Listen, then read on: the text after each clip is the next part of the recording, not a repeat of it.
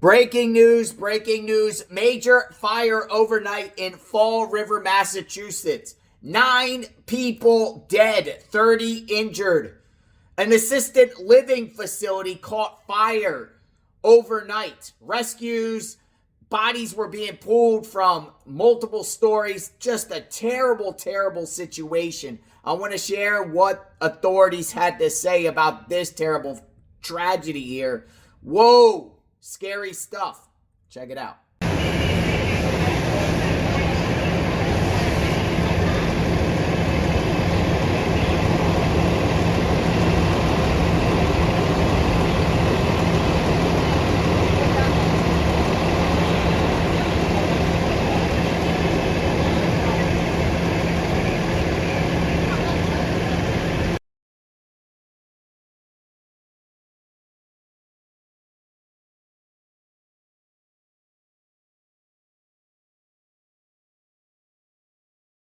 Lives in this case. So I applaud the efforts of them, but my heart goes out to the families of those who were injured, and especially the 9 who lost their lives. I'm prepared to answer questions if I can, and then we'll move on from there. You just kind of choked up there.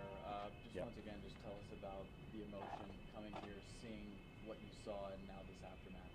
Yeah, I mean, this isn't what we're designed to do here, right? We're here to save lives, and any time that any life is lost, a single life is lost, is a tragedy in our minds. It's a failure of our job.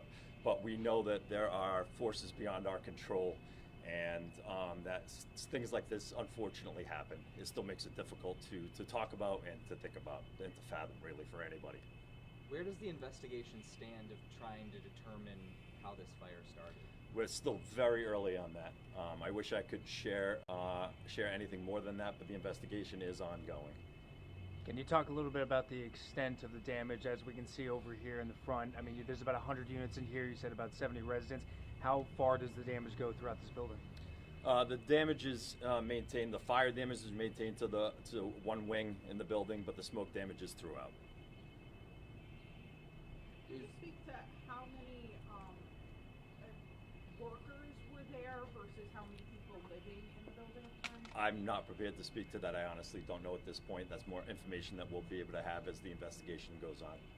Looking at the building, it doesn't look too damaged. Would you say the smoke really was the main thing that really affected the people inside? Yeah, I think we always try to learn lessons from any scene that we're at, and I think what we need to preach is that smoke is the most dangerous part of any fire, really, right? It's the most damaging part of any fire, and smoke kills more people than fire does every day in America.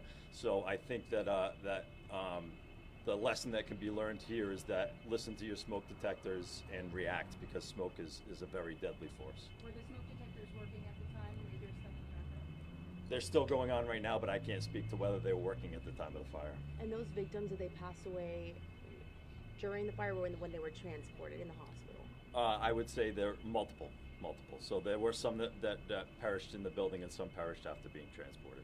Are there still some in the building at this time? No, the building is clear right now. We're preparing to turn the scene over to the building owner. What were the ages of the... I don't have that information right now. Does this building have sprinklers? It does. And did those go off? I can't speak to that right now. Were there codes concerns in this building? There always are. Listen, anytime there's a fire in any facility, there are code concerns. So that's a standard part of any investigation. As for the building, are people going to be able to live in there? We're not there yet. And right now, where are the people, the others that survived this, where are they right now? So the city opened up a shelter that we use for mostly like inclement weather shelters. So they're at a shelter in the city that they opened up for the victims, and we'll be working with them throughout the day to make sure that they have a place to stay. Do you know if the Red Cross is also helping? The Red Cross has been notified. Yep. We know there was a reunification happening. Have families been told about their loved ones who did pass? We're still in the process of notifying the families, so that's an active process, and we still encourage people to go to St. Anne's Hospital, to the chapel, enter through the emergency room if they need any information about their loved ones. I do want to say something about the shelter we opened. I was down there this morning. Everybody had breakfast. Everybody was very complimentary. The city services, we literally bust them down there at like 12:01 at night last night. One of the issues we're facing this morning is getting the people their medicine, because when they were evacuated, they have nothing. We have people at our stores right now buying underwear, t-shirts. There's a place there for them to shower. So we're going to do our best to support them all day, and we'll see how this works out. We don't know what the long-term plans are, but we'll work, obviously, with the police and the fire. And I do have to say something about the fire last night. Spectacular work, trying to save lives and get this place under control, and the police making sure they maintained control, because it's a very chaotic scene, and these guys did a spectacular job in the face of a very bad tragedy. Mayor Coogan, talk about your feelings. I can see It's horrible. I mean, this is the kind of thing you don't want in the middle of July, a Sunday night, and the city explodes around a tragedy like this. It's not good for anybody, but with the right people in place, you're able to maintain a level of control and a level of safety for all the residents. As you can see, this didn't spread anywhere. They kept it in that wing as best they could. It was more the smoke, as the chief pointed out, and these guys up and down the street did a great job last night. And there are people who want to know, obviously how this started. The investigation is ongoing. I'll go with his comments on that. We're not ready for that. For family members who want some accountability, how this possibly happened, what do you say to them? Yeah, so I would say that the investigators that are here are top notch, and that will work its way through the investigation. Can you describe what those firefighters walked into? I know you had pointed out earlier this morning that it was the main entrance was really the engulfed part, but what did they see as they got through that building? I think I can't speak to what they saw inside the building when they pulled up, though. Obviously our first priority is life safety. So when you pull up to a building, the first thing you see is the fire, but then you see the multiple people that are asking to be helped and begging to be helped out the windows. So that's where it complicates the scene and makes everything more difficult. So that is something that none of us want to ever pull up to. So, and unfortunately, like I said, that happened here last night, and we just pour our prayers out to the families of those who were hurt and killed. And how are those 5 firefighters that were injured doing? They're going to be all right. It was they were mostly minor injuries. Most of them, actually, I think they've all been released. Can you talk about the manpower that came out here? You mentioned earlier that every single firefighter that was working in the city last night came out. Can you just talk about the manpower that it took to put this out? Yeah, and it wasn't just the fire department. I want to make sure that that's clear. We had 35 firefighters immediately on scene, but I was here, and every police officer in the city was here too, and everybody was rescuing people. EMS was in the triage area, and they were actively rescuing and saving lives. So we have a very strong and powerful public safety presence here in the city of Fall River, and it worked the way it was supposed to last night to save lives. Of course, this being an assisted living facility, some residents with mobility issues and all, did that impact the life-saving procedures? Yeah, absolutely. Absolutely. Clarification, was it 9:30 or 9:50? Those numbers are jumping in my head. I believe it was just shortly after 9:30 that the boxing came in. Yeah, it was an automatic alarm that came to us. Of those 30 people you mentioned that were transported to the hospital, what are the range of their conditions, most expected to be okay? Yeah, so there's one in critical condition right now. I don't know the condition of all the others, and it's going to be upwards of 30 that were transported. At the very beginning, there were people that were self-transporting. The hospital's right across the street, so we'll have a better idea once we can sink our teeth into this morning exactly how many people self-transported, how many were transported, and what their conditions are. What hospitals are they at? Some here.